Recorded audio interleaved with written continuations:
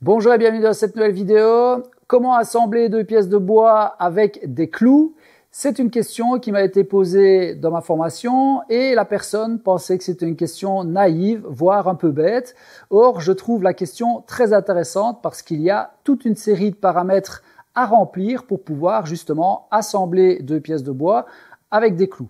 Alors, je me suis dit, pourquoi pas le partager également sur YouTube. Ça ne sera pas aussi exhaustif que ce que j'ai pu mettre dans ma formation, mais vous allez déjà avoir pas mal d'informations qui vous permettront normalement de ne plus avoir de déboires, comme par exemple le bois qui fissure ou tout simplement l'assemblage qui se désolidarise après quelques minutes, voire quelques jours. Donc, première chose déjà qu'on va choisir, c'est le clou qui correspond à l'assemblage que nous souhaitons faire. Il existe toute une multitude de clous, de matières différentes, avec des têtes différentes, avec des corps différents. Donc on ne va pas voir tous les clous qui existent, mais les plus grandes familles, ça va être les clous à tête plate, donc ça va être une tête ronde ou une tête ovale. On va avoir les clous à tête d'homme ou les clous sans tête, qui vont être plutôt utilisés pour la finition et eux seront masqués. Et puis on va avoir les clous de finition avec des têtes bombées qui seront plus dorées ou à laiton, voire des têtes carrées.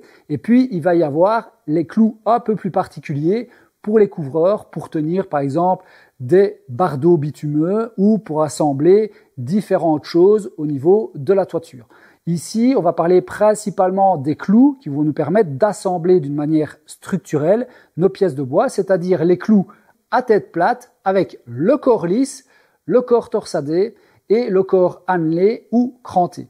Donc, première chose qu'on va devoir déterminer, c'est la taille du clou qui correspond à notre assemblage. Si on choisit un clou lisse, dans ce cas-là, on va devoir prendre un clou qui a une longueur qui correspond à 3 fois l'épaisseur de la pièce de bois que l'on veut assembler. Donc si on veut assembler une pièce de 10 mm sur une pièce de 60 mm, on va avoir besoin d'un clou qui a une longueur minimum de 30 mm. Maintenant, si on utilise un clou torsadé ou un clou cranté, on va pouvoir réduire cette longueur de 2 fois, c'est-à-dire qu'on va faire 10 mm fois 2, et donc on va pouvoir utiliser des clous qui ont une longueur de 20 mm. Maintenant, en toiture, il y a des cas particuliers. Si on fixe des lithos qui vont soutenir par exemple des tuiles ou des chevrons, dans ce cas-là, on va devoir faire pour les pièces qui sont égales ou inférieures à 15 mm, 2 fois et demi l'épaisseur de notre pièce de bois, avec des clous crantés. Si maintenant on a une pièce de bois qui est supérieure à 15 mm, dans ce cas-là, on peut revenir sur la règle des 2 fois l'épaisseur de la pièce de bois avec des clous crantés de nouveau. Donc ça, c'est pour la longueur du clou. Ensuite, on va devoir déterminer quel marteau utiliser pour enfoncer notre clou.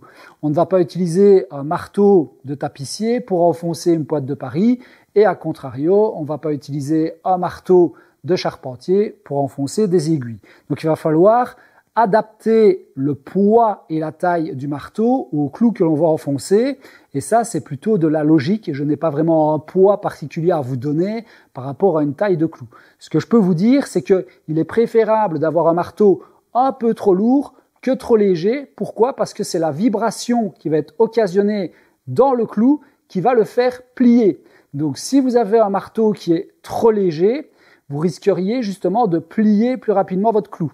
Également, si vous tapez trop doucement ou pas suffisamment fort sur votre clou, de nouveau, vous allez générer une vibration dans votre clou qui va le faire plier plus rapidement. Donc ça, c'est aussi la manière dont vous tapez sur le clou qui fait plier votre clou. Ensuite, on va devoir préparer notre clou pour assembler nos pièces de bois. Première chose qu'on va faire, on va taper sur la pointe du clou. Pourquoi? Parce que la pointe du clou, elle est tellement bien affûtée que lorsqu'elle va pénétrer dans la pièce de bois, elle va écarter la fibre et donc elle va fissurer notre pièce de bois, surtout lorsqu'on va travailler parallèlement à la fibre. Le fait de taper sur la pointe du clou, ça va émousser justement ce tranchant et ça va déchirer la fibre plutôt que de l'écarter. Et donc, on va réduire le risque de fente sur notre pièce de bois. Je dis bien réduire parce que dans certains cas, il va falloir pré-percer lorsque, par exemple, on va devoir clouer dans le sens parallèle à la fibre et encore plus si on est carrément sur le fil de notre pièce de bois. Mais on va y revenir après. Ensuite, on va pouvoir lubrifier notre clou. Dans certains cas, on va travailler des bois tanniques. Il est intéressant de lubrifier notre clou pour deux raisons. La première, pour faciliter évidemment la glisse de notre clou dans la pièce de bois, mais également pour la protéger de la corrosion. Les bois tanniques sont acides et donc ça peut amener de la corrosion, surtout sur les clous qui sont en acier brut. Donc on va les lubrifier. Avec quoi est-ce qu'on va les lubrifier? Sur chantier, généralement, on va prendre notre clou, on va le glisser dans les cheveux et c'est le gras du cuir chevelu qui va donc lubrifier notre clou. Lorsqu'on est en atelier, généralement, on va avoir du suif de mouton à disposition. C'est très simple à faire. Vous allez chez votre boucher, vous demandez des rognons de mouton et vous allez les faire cuire.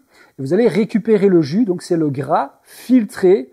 Vous videz ça dans un petit récipient en plastique et une fois que ça va refroidir, vous allez avoir donc un petit peu comme du saindoux. Le saindoux, c'est plutôt pour le porc, mais celui de mouton est plus adapté. Ça va permettre également de nourrir le cuir et ce genre de choses. Ça fonctionne très bien et ça n'apporte pas d'humidité justement à la lubrification. Donc on n'utilise pas de vaseline par exemple ou on n'utilise pas non plus des savons. Pourquoi? Parce que dans le savon, il y a de la soude, donc qui va de nouveau amener un côté corrosif sur votre clou. Donc, on va éviter toutes les autres solutions. Je vous dis, le suif de mouton, c'est idéal. Une fois que vous l'avez fait, vous avez votre suif de mouton pour toute votre carrière.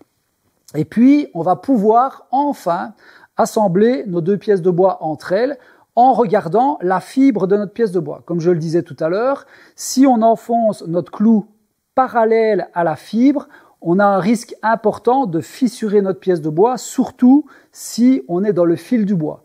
Ici, je prends un clou, je l'enfonce pile poil sur le fil du bois, comme vous le voyez. La fibre est parallèle à mon clou, j'enfonce. Qu'est-ce qu'on voit directement? Il y a une fissure qui se crée sur le bout de ma pièce de bois.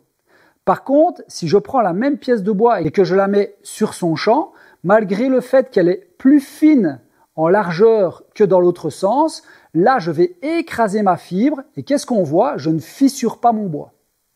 Par contre, je vais revenir sur la face où je suis parallèle à la fibre. Si j'insère mon clou entre les deux fibres, donc entre les deux fils de ma pièce de bois, eh bien, je ne fissure pas ma pièce de bois de nouveau. Donc, il est important d'observer sa pièce de bois pour voir où on va poser notre clou pour éviter justement d'éclater ou de fissurer la pièce de bois. Donc, dans le cas où justement le clou est parallèle à la fibre, dans ce cas-là, on va pré-percer notre pièce de bois. Alors attention, contrairement aux vis où on va pré-percer à un diamètre supérieur au diamètre de la vis, ici on va pré-percer avec un diamètre inférieur au clou. Pourquoi? Parce que la vis, elle va pouvoir se resserrer dans la pièce du bois et la tête de la vis va s'enfoncer dans la pièce supérieure. Tandis qu'ici, le clou, il va passer à travers le trou et à un moment donné, la pièce va être lâche. Donc il faut vraiment pré-percer un diamètre en dessous du diamètre du clou pour que le clou justement soit bien enserré dans la fibre, aussi bien de la pièce à clouer que dans la pièce en dessous. Donc ça, c'est super important. Maintenant, comment est-ce qu'on va enfoncer et utiliser notre marteau? Première chose, on va devoir pré-pointer notre clou. Alors, lorsque c'est des grands clous, il n'y a pas de problème. On prend la partie plate de notre marteau, donc la table de notre marteau, on tient notre clou et on vient le renfoncer, on le pré-pointe et puis on tape fermement. Comment est-ce qu'on tient notre marteau? Pour pré-pointer notre marteau, on va le prendre au milieu et si on débute, on va même utiliser l'index pour se guider plus facilement et avoir une précision plus importante pour pré-pointer notre clou. Une fois que le clou tient naturellement droit, on va pouvoir enfoncer notre clou, donc comme je le disais, avec la table. Maintenant, lorsqu'on va devoir enfoncer des petits clous, il y a plein de petites astuces comme mettre son clou dans un morceau de carton, mettre son clou avec une petite pince à bec pour maintenir son clou, alors qu'il suffit tout simplement d'utiliser la panne. La panne, c'est la pointe de notre marteau.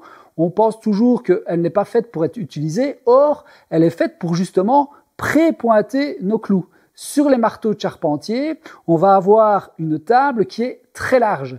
Et donc, lorsqu'on va devoir mettre des petites pointes pour tenir, par exemple, les latis ou les lithos, eh bien, dans ce cas-là, si on prend la table, on ne va pas savoir tenir notre clou et dans le même temps taper dessus, sinon on va se taper sur les doigts. Donc, qu'est-ce qu'on fait? On retourne notre marteau, On utilise donc ici la panne pour venir pré-pointer notre clou. Là, il n'y a aucun souci puisque la face avant est effilée.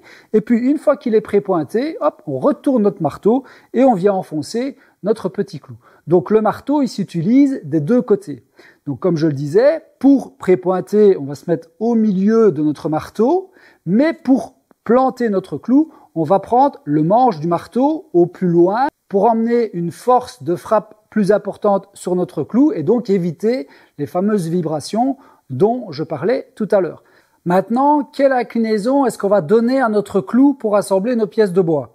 Si on travaille avec du bois de fil sur du bois de fil, donc par exemple ici, je vais assembler les deux pièces en angle par exemple, je suis sur du bois de fil au-dessus et du bois de fil en dessous, je vais pouvoir clouer mon clou à 90 degrés par rapport à la face de ma pièce de bois. Tout simplement, toujours en respectant la bonne longueur de clou par rapport aux pièces de bois à clouer. Par contre, si je viens clouer en bois de boue, donc ici par exemple, on voudrait faire un cadre et je viens clouer sur le bois de fil au-dessus, mais dans le bois de boue, dans ce cas-là, on va donner une inclinaison à notre clou qui se situe dans un angle entre 35 et 45 degrés. Pourquoi ? Parce que, comme je le disais, une pièce de bois, on peut considérer que ce sont des pailles.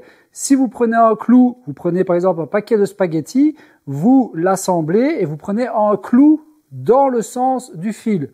Vous venez l'emboîter dedans, vous allez voir qu'il tient naturellement, même si vous retournez votre paquet de spaghettis. Par contre, vous prenez un clou et vous le mettez sur la pointe de vos spaghettis qui correspond au bois de boue de votre pièce de bois. Vous allez voir que votre clou va rentrer tout seul. Si vous retournez votre paquet de spaghettis, le clou tombe tout seul. Ça veut dire que ça n'a aucune résistance à l'arrachement, quoi qu'il arrive. Même avec des clous crantés, l'idéal, c'est de clouer de biais. Donc, avec un angle entre 35 et 45 degrés. Donc ça, c'est pour la petite histoire et vous assurer que vos pièces de bois restent assemblées correctement dans le temps. Voilà, je pense qu'on a plus ou moins fait le tour. Je vous conseille vivement de vous entraîner un petit peu à clouer vos pièces de bois. Et lorsque vous êtes à 5 cm du bord de votre pièce de bois, vous assurez de ne pas être sur le fil du bois, mais entre deux cernes annuelles et toujours bien observer donc le champ de vos pièces de bois pour vous assurer que vous êtes sur du quartier ou sur de la dosse pour savoir si vous allez plutôt écraser la fibre du bois ou si vous allez plutôt l'écarter. J'espère que cette vidéo vous a plu, que vous avez appris 2-3 petites bricoles. J'espère également que maintenant vous n'aurez plus de déboires en clouant vos pièces de bois entre elles. Je vous souhaite à tous une bonne soirée ou une bonne journée en fonction de l'heure à laquelle vous avez regardé cette vidéo. Et puis je vous dis à bientôt pour de nouvelles aventures. Salut, salut!